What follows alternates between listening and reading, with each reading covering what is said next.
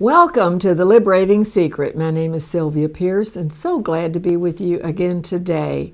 I'm doing a chart presentation called What is Man? And I'm on chart 36. We've been talking about the great leap of faith, the leap in between the "O wretched man" of Romans 7 and the leap of faith that he comes to really at the very end of Romans 7. So let me, I need to just go ahead and read the very end of Romans 7, when he finally realizes that in verse 22, "For I delight in the law of God after the inner man, but I see another law," "in my members, in my fleshly body and soul, warring against the law of my mind, and bringing me into captivity to the law of sin which is in my members." Okay, the law of sin and death. That means as long as I'm operating from a fleshly source, you see, I'm going to be under the law of sin and death. So Paul's trying to know how not to live in his flesh and how to walk in the Spirit. That's really the quest that all of us want to know. How do we do that? Well, it's by taking a leap of faith. And so Paul finally gets to the end of trying to improve himself through self-effort, and he cries out, "But when I am just operating alone, as if I'm just a fleshly being," he says, "O wretched man that I am, who shall deliver me?" If we're operating apart from who we are, just as a flesh being, yes, we are pretty wretched. And that has to come to the surface sometime. Even as good as we think we are, all those things have to come to the surface so that we can really see, apart from Christ, we don't have any righteousness. We have none whatsoever. God has to prove that to people, especially people that look to be like the good guy all the time and look to be doing all the good things, you see, and be seeking after the good things. Even Job had to be broken, which he was. So it's hard to see that the human being is nothing but a neutral being and available to the life of Christ, living and expressing himself through me. So he had to cry out, seeing that apart from his resurrection, I'm pretty wretched. He said, but he says this, the next verse, this is the last verse of Romans 7, he already sees the real truth. So he takes a leap of faith between verse 24, which is, "O wretched man that I am, who shall deliver me from the body of this death?" And then he takes a leap of faith to the finished work of Christ, because that's the only way we're delivered. The only way we're delivered is to realize that we've already been delivered at the cross. It's already happened. Christ did the work. And because he says this, "I thank God through Jesus Christ my Lord." In other words, I'm thanking God because Jesus did it. Jesus came out of that grave. Jesus raised me to a new level of living. And in his resurrection, I am a new creation. I'm indwelt by a divine spirit. And that Holy Spirit, Christ, is my life. And walking and standing in that, and basically I always say there will be a big fight of faith. You will have to stand in the truth, because outwardly you may not manifest it right away, but you stand in the truth of who you are. I always say it's like a chicken with his head cut off. Well, when I was a young girl, I lived in the south end of Louisville, Kentucky. We say Louisville, Kentucky. And right next to me was a family that had a big backyard, and they had chickens. And every Saturday night, they would cut the head of a chicken off and have chicken for their Sunday meal. Well, I would watch it as a little child. I'd see them cut the head off, and I wouldn't like that. But then I'd see the chicken run around like he still was alive. Well, he wasn't alive, but he still acted like he was alive. Well, that's what happens right here at the end of Romans 7. When he sees that by the cross of Christ, he was really crucified with Christ and raised to a new law, of the law of spirit and life that sets him free. He's really putting his faith in the cross, and he's standing for the first time in the spirit truth of who he is. But then he says this, "So then, with the mind, I myself serve the law of God." That means I serve by faith the truth of spirit and life and Christ setting me free. I'm serving that. How am I serving? I'm served by faith. I'm not serving by me trying to improve myself. I'm saying Christ already did the work. He delivered me from a satanic source. Now I have a divine nature. I have Christ living inside me. And that's what he's saying. I'm going to serve God by faith in the new mind of Christ. I've got a new mind. I'm going to take it by faith. It doesn't seem like it, but I'm going to take it by faith. I'm all new. I'm a new creation. Old things have passed away. All things have become new. But with my flesh, the law of sin, meaning anytime I want to operate in my flesh, I'm going to be right back to the law of sin and death. But I'm going to say, I don't know how this is going to work out. I'm just going to stand by faith.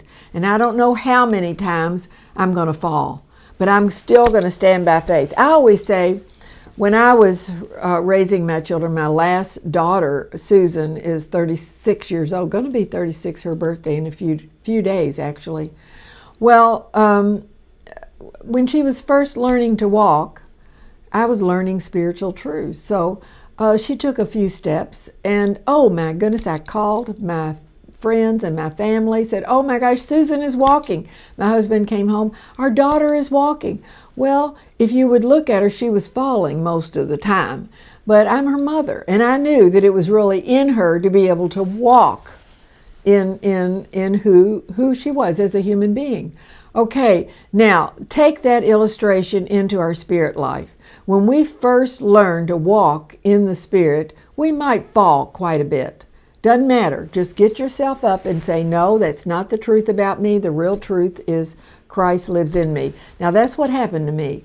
When I got out of my closet and stood in the truth that Christ was really my life and took my attention away from what I was manifesting and standing on who I am in spirit, as I did that, I still manifested some sins, and I couldn't stop.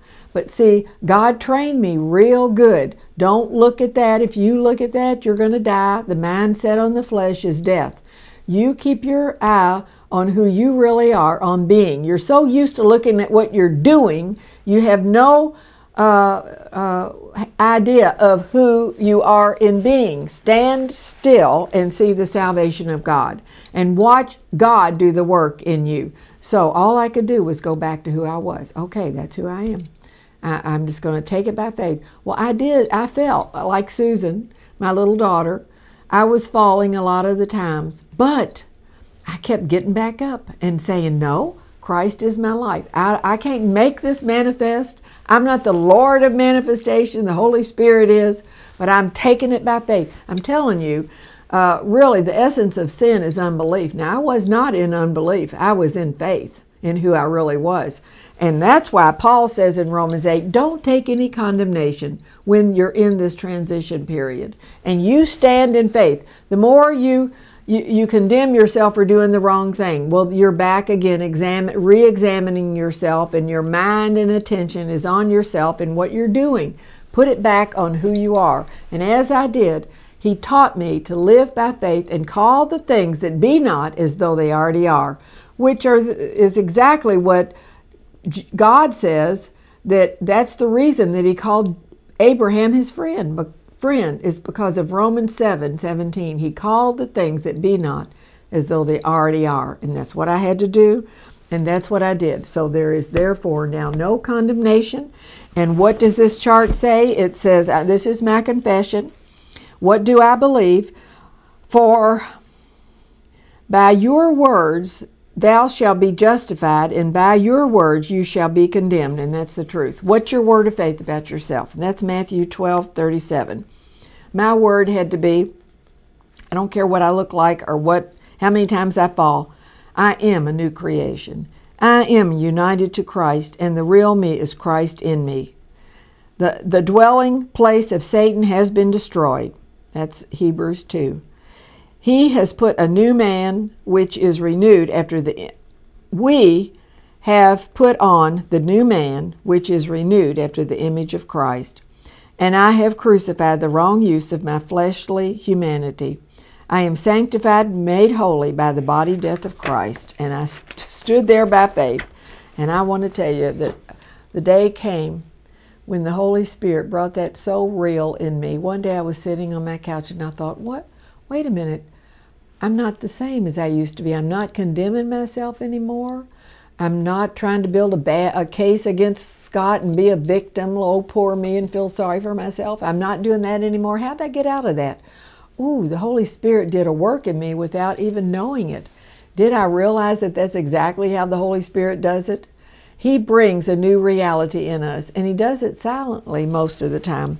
We don't even realize it, that what He's doing. But all along, other people see the change, and all of a sudden I'm aware of it a little bit, but I don't pay a whole lot of attention to me, because my attention is now on what God has done, and the praise of God becomes more real to me than ever. So any outer thing that happens to me, the praise of God rises up in me. I thank you, God, that you are my life. I thank you that you're my keeping power. I thank you that you're the one that really is Lord of me. And, you know, it's not good enough to say you're my Savior without your Lord, without you being Lord. We say that in a generic sense. We don't realize being Lord of our life means that He rules, and I don't. I don't have any control. He has control.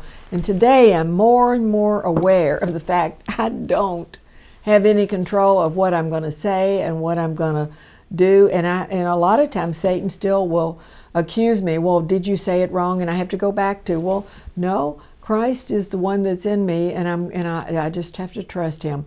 That doesn't mean I might not have to apologize here or there for this or that. It doesn't mean that. But I'm always going back to who I am, and Christ is my life. And as I stand in that, the manifestations flow. The Spirit flows like the river. Then out from me shall flow rivers of living water. And they do. And that's the leap of faith. Okay, I'm going to probably skip the next one, which is 37, and I'm going to go right into 38. Faith is the substance. I love what Romans 11 says. Faith is believing the facts offered. Then the believing soul embraces these facts as their own personal truth. We affirm, and God confirms these facts as live in us as a living reality. His Spirit bears witness with our spirit, and that is the truth.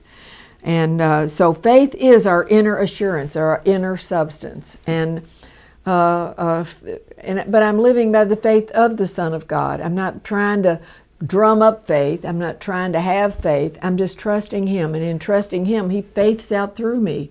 So I don't even have to come up with faith. A lot of people have made faith a works. You don't make faith a works. I don't have to have an agenda on how to see things and how to believe things. The life of Christ now sees it through me naturally and spontaneously. Wow, that's the best way. That's the new covenant, isn't it? He's going to put it in our hearts and in our minds, and we're going to be it.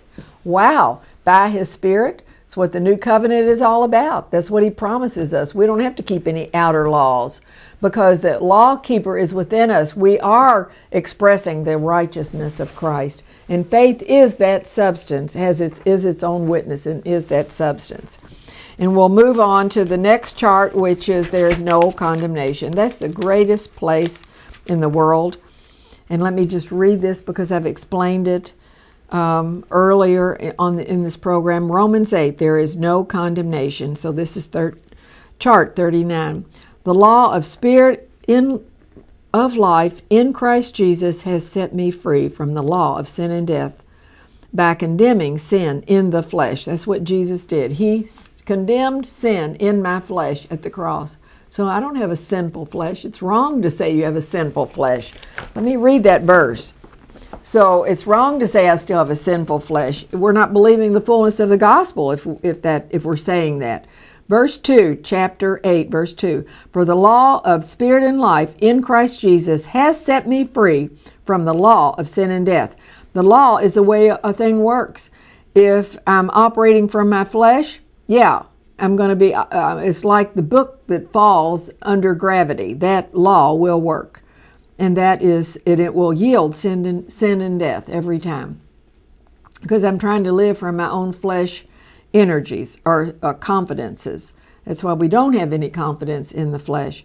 If I live by the Spirit, it sets me free from that law. So that's how life works. It works because I'm walking and living in the truth of who I really am. But look at what the next verse says. For what the law could not do, then it was weak through the flesh, God sending his own Son in the likeness of sinful flesh, and for sin condemned sin in the flesh, or in my flesh, or in my humanity. I don't have a sinful humanity. Christ was made that sin and to cleanse my humanity of sin. Wow. And you're freed from it. You're dead to it. Now, you can go along not believing that and be defeated as long as you want to be, or come up with new movements on how in the world to kill my flesh. I don't have to kill my flesh. I just have to recognize I'm already dead, and the life of Christ is living in me. Now let's go back to chart 39.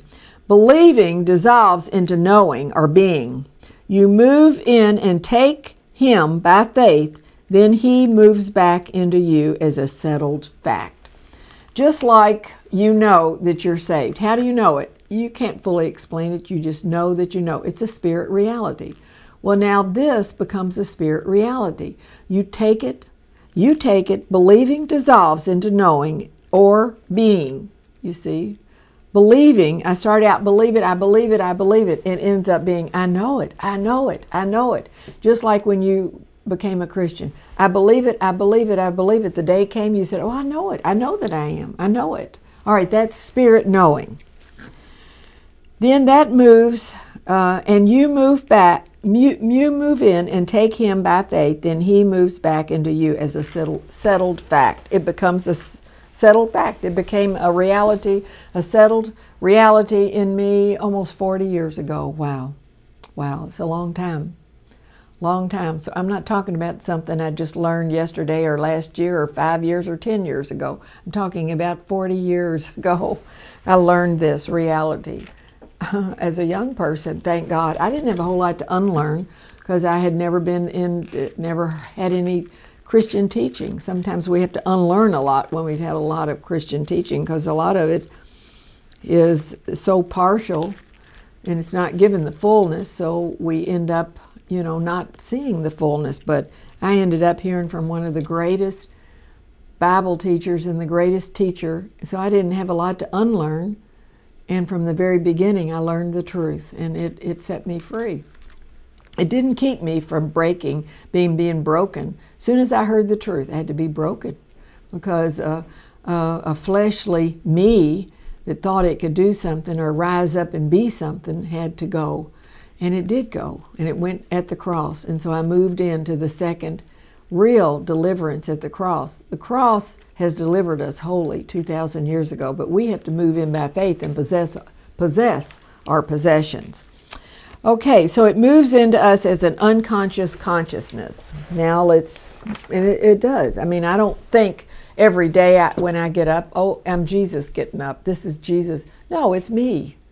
But it's really him. But he comes back as me. So it ends up being unconscious. Unconsciously, I know everything is within me. I don't have to even try to think up what I'm going to say on these programs. I know it just bubbles up out of me.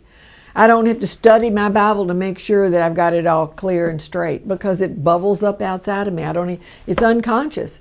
I just know it's there, and it is always there. I open my mouth and it's there. Wow. Well, I think I'm the living proof of that it can happen. It ought to be good news to anybody that hears this. You ought to be thinking, good grief, if it can happen to that woman, who in the world is she? I mean, nobody really. I don't mind being that. I'm just a simple person. I'm not trying to be or proclaim to be somebody special, although I think I am pretty special because the holy special one lives inside me and manifests his life through me and has given me the unction and the anointing to be able to give this out to you. But my job is not to sit and think I'm so special. My job is to make you know you are too. You are too. You are the special living expression of the Lord Jesus Christ, and you need to take that by faith.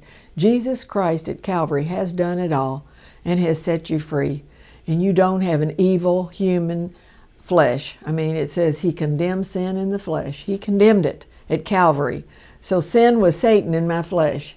So you take it by faith. You don't have sin in your flesh. The only reason that Paul lived in Romans 7 is because he didn't believe that truth and he believed in himself instead. Well, once you know that the real culprit is not your flesh, and the more you beat your flesh to try to make it behave, the worse it's going to get. The more you leave your flesh to the Lord. He purchased it with his own blood. Your body and soul doesn't belong to you. It belongs to the Lord. He'll use it the way he wants to use it. Hallelujah. That's a part of our calling, is that we don't have the say-so of what we're going to be and what we're going to do. Paul certainly didn't. Paul certainly didn't have the say-so of his life. He thought he was going to spend the rest of his life being one of the great scholars as a Pharisaical scholar. Thought he was going to be that the rest of his life. He was going to be like the president of the Pharisees. Well, guess what? He didn't end up being that. God says, I've chosen him. He's a chosen vessel. Chosen him to show forth all of the great glories that I'm going to bring to the Gentile world. And he's going to know how much he's going to have to suffer for my name. The very name that he tried to blot out by killing the Christians. He hated the name of Jesus. That's why Jesus answered him back when he said, who is this speaking to me? And he said, it's Jesus, whom thou hast persecuted. Oh my gosh. Can you even imagine how he felt on the inside when he realized he had killed all those Christians? And wow, what he had done. No wonder he said he was the least of all the apostles. I really think he was the greatest. Why? Because if you think you're the least, you're probably the greatest. So, in God's eyes. So you don't even need to know that. The Lord told me a long time ago, he's not going to let me know what he's going to do through me. He's not going to let me know all the people that have been liberated, really, by the message that he brings through me. Why? Maybe I might get proud of me. How can I be proud of me when I'm really the nothing? I'm neutral vessel by which the Holy Spirit lives. I'm only the body. He's the head. It's a privilege, though, to have this message, to be able to give to the body of Christ. I didn't even ask for it. I didn't even know that I was going to be doing this. I didn't even want to do it. But after I got saved, I had a deep desire within my heart to give forth this truth to the body of Christ. I couldn't stop that. It was a hunger, a desire deep inside of me, painful, really. I wanted to be able to give this out. Well, I thought, I'm not equipped. I don't even know the Bible that well. I don't even know how to speak that well. In school, I was dyslexic, so I read things backwards. How am I going to be able to pronounce all those names in the Bible? And even today, I'm going to do a series in Acts. Well, wow, how am I going to be able to pronounce some of those names? I probably won't pronounce them all right, but I don't care. Why don't I care? Because God has called me to give forth the truth. And if you're going to stumble over the little things that I don't do or don't say right, then go ahead. I don't care. Because I've got to give what God has given me. And God called me to this, and he has anointed me to give this, and I can do nothing else but this. And I always say, you're going to hear this until I say my last breath, until I take my last breath, if I'm not transformed into, and my body is redeemed, and we come forth with Christ at the end, you see. If I don't go to be with him then, and I die and go to the grave, my body won't stay in that grave. It won't. Because on Resurrection Day, that's really what Easter is about. I'm going to come out of that grave. Really, the Bible says in chapter 5 of John, in verse 24, I think, through 28, it talks about there's two resurrections. There is a resurrection of the righteous and the resurrection of the damned. And the righteous that have done good by putting their faith in the Lord Jesus Christ will have eternal life. And the ones that have done evil because they're in unbelief and pride in their own sufficiency and their own selves, you see, they're going to have a resurrection too, but it's to the resurrection of damnation. Their bodies will come out of the grave. Every body will come out of the grave at the end. It says that in John chapter 5, 24 through 28. You can look it up yourself. So the day will come. So who are you going to trust? Yourself? Or the indwelling spirit and life of Christ within you that Peter calls the divine nature? Peter says, and we can be partakers, we can eat, we can trust, we can draw from that well that never runs dry. That's what a partaker is. A partaker is somebody that eats something. Well, eating is really a metaphor of faith. It's receiving, it's trusting, it's drawing from. That's why Jesus said there's a well of eternal life that's inside, and if you draw from that well, you'll live forever. It will spring up to everlasting life, and that well is Jesus himself. So there is no lack in him, and there is no lack in the spirit you join to him. There is no lack. There's only lack in your life if you're living as if you're separate from him, and you're needy, crying out to him to make you greater and fuller.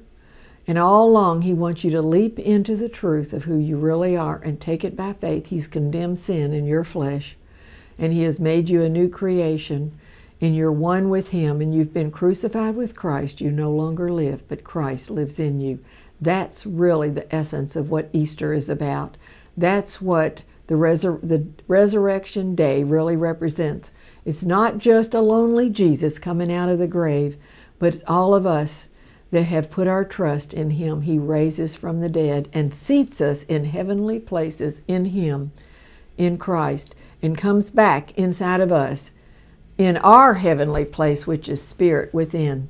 And the Holy Spirit, he's not only in the heavenly places, he's also in heavenly places inside of us, because the Godhead is inside of us. The throne is right there inside of us as well. And our throne rights, you join to him. Satan has no rights to you. He has no legal rights. It's illegitimate, everything that he does. And if he does anything and gets away with anything in your life, it's because you've let him, probably out of ignorance, probably because you've not known that he doesn't have any legal rights over you, but he has none. So to really understand what 1 John chapter 2, verse 12 through 14 is saying, I write unto you, young men, because you have overcome the evil one. You overcome him from his attacks on the outside. Do we overcome him to the point that we can never have temptation? Oh no. We're going to be tempted for probably the rest of our life. We're going to be pulled and yanked, but he doesn't have any power. He won't have any place to come in you when Christ is in you. What is he going to come against Christ?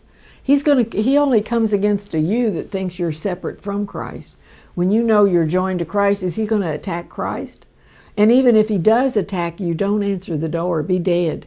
Send Jesus to answer the door if he attacks.